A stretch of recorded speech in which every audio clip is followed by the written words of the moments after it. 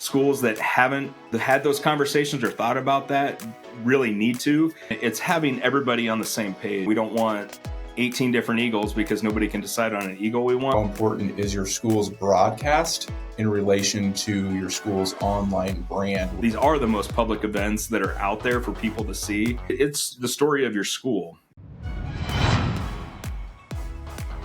Today, we are excited to be joined by Dr. Brandon Mowinkel. He's the high school principal at Milford Public Schools in Nebraska, author of 5 Days in May, A Journey of Discovery in the Midst of a Pandemic. He's a keynote speaker, husband and father to 3 amazing kids, a photographer, and loves 90s music. In 2017, he was the NSASSP Principal of the Year and recent Doane University doctorate grad. Dr. Brandon Mowinkel, the book right here, 5 Days in May, which sits on our coffee table. Thanks for joining us today. Yeah, thanks for having me, Taylor. You bet. I wanted to dive in with you right away as we're talking about student-led broadcasting, digital media in schools. As an administrator, what are the top 3 reasons an administrator should be investing in or starting and growing a broadcasting program at their school? Yeah, I think number one is just the growth of broadcast for everything. I think you and I have been together in this journey for 10 years, I think is probably where we're about at, maybe a little bit less. But, 10 years ago, I don't believe the expectation was that schools would broadcast activities and events. And I think we've gone all the way to the other end of, I think the expectation is to stream everything. And so if schools aren't putting that out there, I think it's a reflection on your school. Like, why aren't they? Instead of, do they have it? It's why don't they have it? And I think that a whole mindset is for a lot of different reasons. One is progression of technology. The other is the pandemic. I mean, I think it put it forefront where when you can only have 4 people at the game, how did we get the game out to people? And it was through broadcasting. And so, I think the main reason is it's the expectation. We need to be putting it out there, and also to showcase what our students are doing. And it's not just athletics, but it's, musical performances. And, a lot of people have done a lot of different things with broadcasting stuff, especially through the Striv platform, ping pong tournaments, I think. And we Striv part of our homecoming one year, but not that should be the expectation, but just a way to showcase what our students are doing every day in our school. And then secondly, you want to be able, if you're going to have it, which every school probably at this point in 2024 should have that as part of their offerings for students. The second part of that is you want to be able to put out a high quality product. I think everybody has watched streams where they're confused as to what's going on and what's this camera angle showing, or what are these, broadcasters saying, or I can't even see the scoreboard.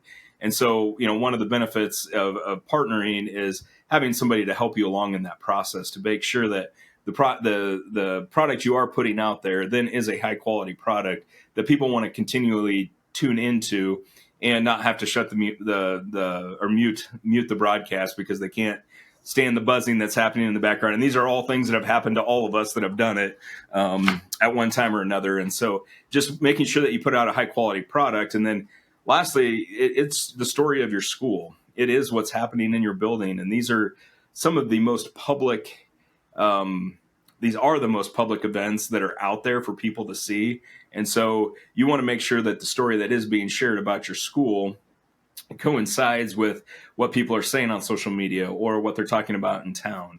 And so when you're talking about creating a broadcasting program or upping your game, you're going to have it anyway. You might as well put out a high quality product, and it is the story that you're telling the public. Absolutely. That leads into the next question that we want to dig into. As you think about your school's story, you think about how important is your school's broadcast in relation to your school's online brand, which probably most schools don't think about. They think about the story, but the brand that Milford is online and how the public perceives Milford Public Schools, how does that relate to your school's broadcast? The broadcast is an important part of it, but it's only one piece of it, and it's having everybody on the same page. The people that are they're doing your social media, the people that are writing for your school newspaper if you have one, or the local newspaper. Sometimes it's the same person, and your broadcasting team, your coaches, your sponsors, your directors. It's all part of that overall brand, and you want to make sure that what you're putting out is on brand. And that goes everything from what colors you're using in your broadcast to the logo that you're using, to just the format of how those broadcasts roll out. We try to make ours somewhat similar, whether it's a basketball game or a choir band concert. We want to make sure that you're getting the same product each time. It's not, okay, this is a choir concert, it looks like this, as opposed to a wrestling meet. We try to do things similarly for all of them. All of them are unique broadcasting opportunities, but you want to make sure that it follows through with the overall vision of the program, overall branding of your school district. And I think schools that haven't had those conversations or thought about that really need to. One of the conversations we always have, and this goes back to branding, and this may be a little deeper than we wanted to go, but our school mascot that we use for everything is the Block M. We have not been able to find an eagle that we're really sold on, that we love. And so I created the Block M. We didn't want to infringe on anybody's copyright laws. We definitely didn't want to cease and desist from Michigan or whatever else Block M we chose. And so 15 years ago, I created the M. We've made some variations of that, a one color, a three color, which ones go on T-shirts and all that. But it is part of our brand, and we use the M. And I've talked to Brad Jacobson and Ashland Greenwood, and they're in the same boat. They use the AG for everything too. They're the Blue Jays, same type of deal. You want to make sure that what you're putting out there is the same thing, and we don't want 18 different eagles because nobody can decide on an eagle we want, but we can all decide on an M that is uniform and looks the same. And that is like getting a little deeper into the whole branding in your school, but it's really important because you want that M to be recognizable when it pops up on a social media feed or on a broadcasting feed or in the newspaper or any other print that may be out there. Oh, you're spot on. And I think you said a couple interesting things that schools 10 years ago didn't have to think about what product they're putting out to the public. In education, in public education, that, what was happening in the classroom happened in the classroom. And now we're in a world where everybody's viewing and wants insight into what's happening inside the classroom, what's happening inside Milford Public Schools, and broadcasting your events is now exposing those, amazing talents that students have in a whole new way. And so there's, like you said originally, expectations now that schools have. And so when you don't stream an event, everyone's asking why, or you have different kids maybe running the stream, or you just have, a single camera versus multiple cameras. All those things the public is constantly judging a school on. And that just wasn't the case 10 years ago, but now it is. And now that's all part of your school's brand, and recognizing that with, your logo, where that's showing up and how that's perceived. Really, really good insights there. Thank you for sharing that. In what ways has your student-led broadcasting program helped integrate technology with hands-on learning opportunities? Yeah, this is a philosophical thing of my own, and we probably don't want to go down that road, but my personal philosophy is every student will graduate with a passion, a purpose, and employable job skill at Milford Public Schools.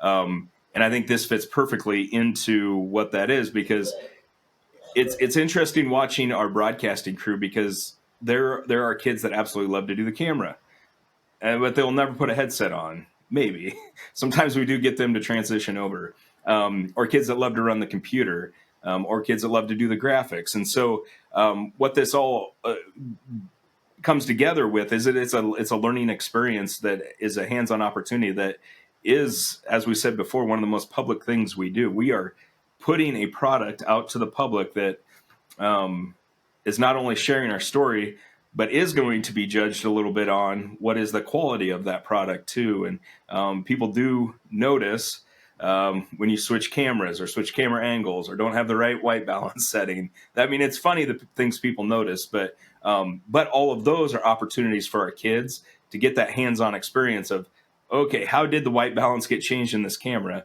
Now, how do I change it back? And so it's a learning opportunity for them. And it's frustrating at times, but there's frustrations in everybody's job, regardless of what you're doing. There's always a frustration. So that's part of it too. So you're building some foundational skills, hopefully through a passion that kids have of wanting to be a part of this broadcasting team that is teaching them hands-on skills that are going to translate just not to broadcasting throughout their lives, but it's all problem solving, and so they're learning how to problem solve. Sometimes during the middle of a broadcast, if your sound goes down, how do you get the soundboard to come back up without being a gigantic interruption to the stream? Or you may just have to take the stream down, reload everything, and come back up, and that's okay too. But at least they're learning those, and so back to how's it incorporate with hands-on learning. It's all hands-on learning, and I don't think any of us went to college to do any of these things, or I'm a shop teacher, but I had to learn some things even when I started to teach shop. I had no idea how to wire when I went through my curriculum guide and said, okay, now's the time to teach residential wiring. I had no idea how to do it. So you learn with the kids, and that's what Striv has done over the last 10 years with our kids.